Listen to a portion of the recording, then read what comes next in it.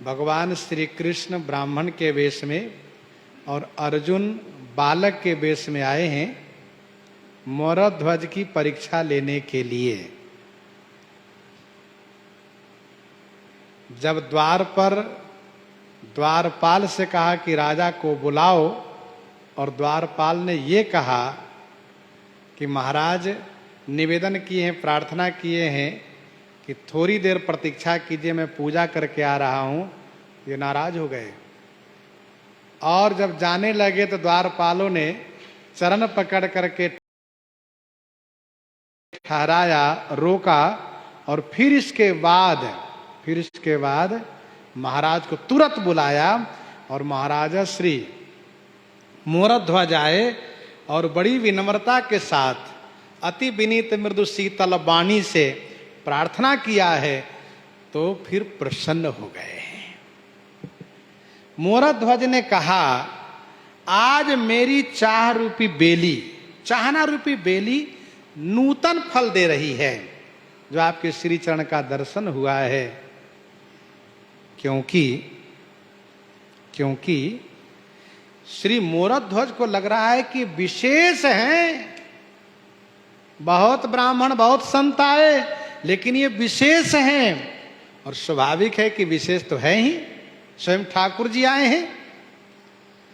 एक राजा पक्षी को रोज दाना डालता था, तो बहुत संख्या में पक्षियों का आगमन शुरू हो गया उनके यहां। तो एक बार हंस आकाश मार्ग से उड़ रहे थे, उन्होंने देखा कि सब पक्षी का समूह कहाँ जा रहा है, ये पक्षियों का झुंड कहाँ जा रहा है। हंस को लगा कि चलो हमको भी देखना चाहिए, तो उन पक्षियों के साथ हंस भी आए और देखा कि आहा, ये राजा भक्त सभी पक्षियों को दाना डालता है। तो हंस भी उसके साथ बैठ करके दाना लिया और चलते भये। तो कहावत है कि पक्षी की सेवा से हंस आ जाते हैं, संत की सेवा से परमहंस आ जाते हैं। श्री युधिष्ठिर जी महाराज बड़े बड़े संत महापुरुषों की सेवा कर रहे थे, यज्ञ कर रहे थे, कि अचानक एक दिन उनके यहां शंख बजने लगा, और बहुत तेजी से शंख बजने लगा, घंटा बजने लगे, घंटी बजने लगी। तो श्री युधिष्ठिर जी महाराज ने पूछा, भगवान क्या बात है, आज शंखों बज रहे हैं, घंटा घंटी सब बज रहे हैं, बात क्या है। तो ठाकुर जी ने कहा, युधिष्ठिर जी धीरे बोलो, धीरे, सुखदेव जी आज आए हैं। हाँ, उनको पता नहीं चलना चाहिए कि हम लोग जान गए हैं। अच्छा ठीक है। तो ऐसे ही पक्षी की सेवा से हंस आते हैं, संतों की सेवा से परमहंस आते हैं। वैसे आज मोरध्वज के पास आ गए हैं कौन? कहा, साक्षात भगवान श्री कृष्ण आ गए हैं अर्जुन को लेकर के। सुनि क्रोध गयो मोद भयो सो परीक्षा हिये, लिए चित चावय से बचन सुनाए है। सुनि क्रोध गयो, सुनकर क्रोध चला गया। मोद भयो माने आनंद प्राप्त हुआ, और लिए चित चाव ऐसे बचन सुनायो है। परीक्षा लेने आए हैं, इसलिए उमंग में भर करके भगवान ब्राह्मण वेशधारी ठाकुर जी ने कहा, राजा मोरध्वज देवे की प्रतिज्ञा करो, करीजू प्रतिज्ञा हम, जाहि भांति सुख तुम्हें सोई मोको भाई है। देवे की प्रतिज्ञा करो, प्रभु ने कहा कि देने की प्रतिज्ञा करो। राजा मोरध्वज ने कहा कि मैंने प्रतिज्ञा कर ली, आप जो कहेंगे वह मैं करूंगा करूंगा करूंगा, जो मांगेंगे मैं दूंगा। बहुत अच्छी बात है। मोरध्वज ने कहा, जाहि भांति सुख तुम्हें, जिस प्रकार से सुख आपको मिले, स्वयं को भाई है, वही मुझे अच्छा लग रहा है। जैमिनी भारत में वर्णन है। भगवान ब्राह्मण वेशधारी ठाकुर जी ने कहा, सुनो मोरा ध्वज,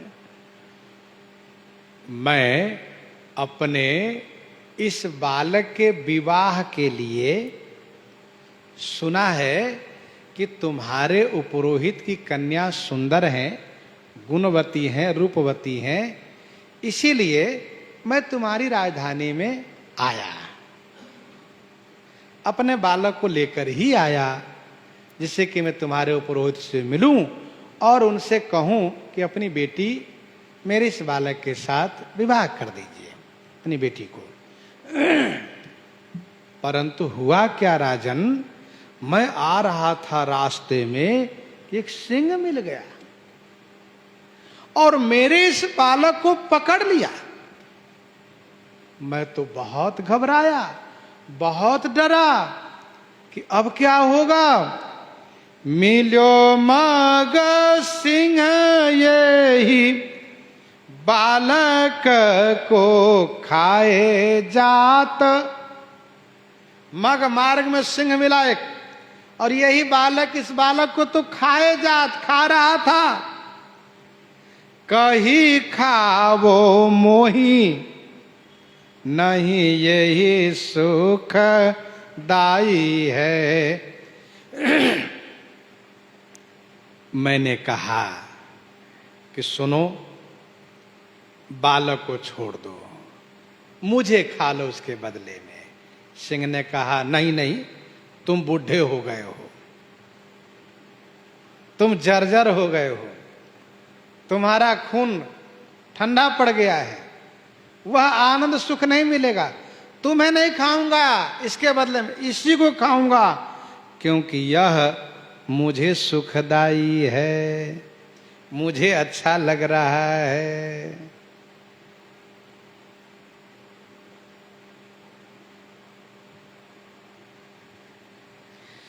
काहू भांति छोड़ो।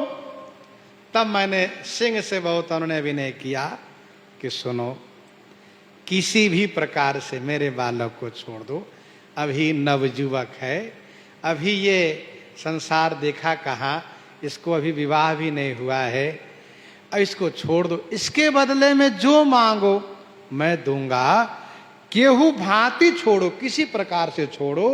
तब सिंह ने कहा, एक शर्त पर मैं छोड़ सकता हूं। कौन सा शर्त? निरप आधोजु शरीर आवै। राजा मोरध्वज का आधा शरीर यदि दाहिना भाग ला करके आप हमें दे दीजिए, इसको छोड़ दूंगा।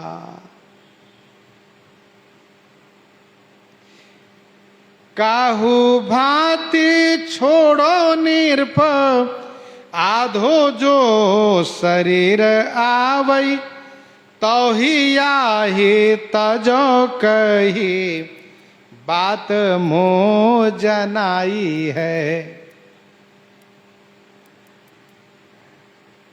उसने कहा कि मोरध्वज के आधा शरीर ला करके दे दो तो मैं छोड़ दूंगा। तो ही आही तजो काही बात मो जनाई है। उसने मुझसे कहा, मैंने तुमसे कहा, राजन इस बालक की जिंदगी का सवाल है, उस सिंह के लिए तुम अपना आधा शरीर दे दो।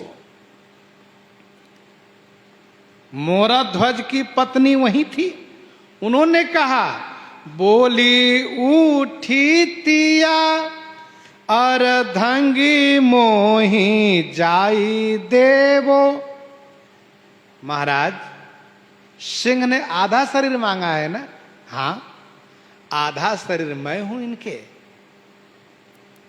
इसीलिए मैं चलती हूं और मुझे सिंह के हवाले कर दीजिए।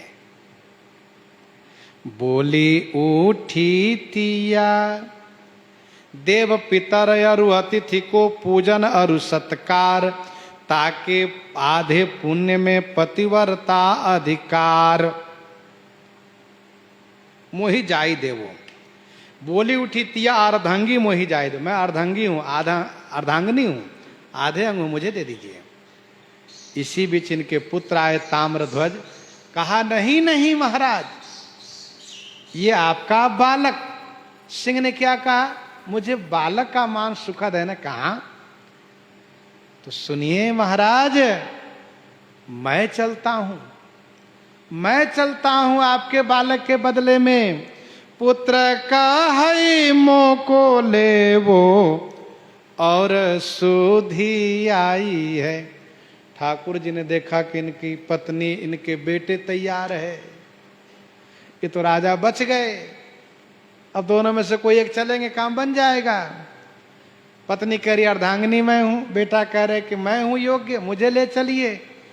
तब इन्होंने सोचा, विचार किया कि सबसे बढ़िया उपाय यह है।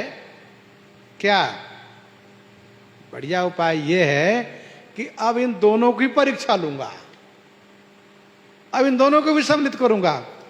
तब ठाकुर जी ने कहा सुनो सुनो, अरे मैं एक बात भूल गया। क्या भूल गए? कहा सिंह ने कुछ और कहा था। क्या कहा था?